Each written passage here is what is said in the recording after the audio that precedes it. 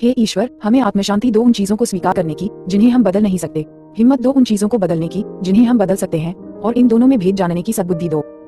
तेरी इच्छा चले प्रभु, हमारी नहीं।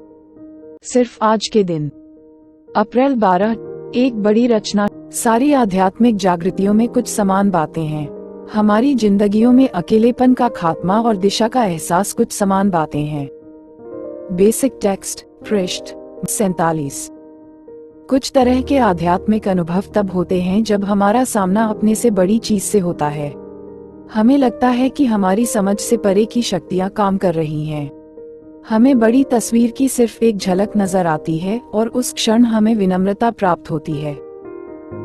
12 कदमों द्वारा हमारी यात्रा में हमें एक उसी प्रकार का आध्यात्मिक अनुभव प्राप्त होगा जो कि बहुत गहरा और टिकने वाला होता है। हम अहंकार घटाने की जारी रहने वाली प्रक्रिया से गुजरते हैं और इसके साथ ही हम पहले से बड़े नजरिए के प्रति और ज्यादा सचेत हो जाते हैं। हमारा विश्व का नजरिया तब तक बढ़ता रहता है जब तक कि हमारे अपने बारे में महत्व की बड़ी चढ़ी भावना खत्म नहीं हो जाती है।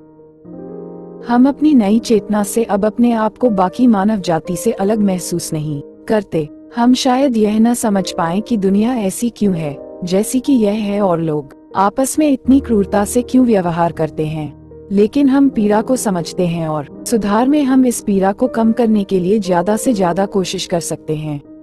जब हमारा व्यक्तिगत सहयोग दूसरों के साथ जुड़ता है तो हम बहुत बड़ी रचना का जरूरी हिस्सा बन जाते हैं। आखिरकार हम जुड़ ही गए हैं।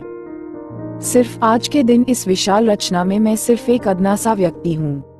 मैं विनम्रता से इस बड़ी रचना में अपना स्थान स्वीकार करता हूँ। हे ईश्वर, हमें आत्मशांति दो उन चीजों को स्वीकार करने की जिन्हें हम बदल नहीं सकते, हिम्मत दो उन चीजों को बदलने की जिन्हें हम बदल सकते हैं, और इन दोनों में भेद जानने की सद्बुद्धि दो। तेरी इच्छा चले प्रभु, हमारी नहीं। Thanks for watching. Like, make sure, subscribe at jtrend._91.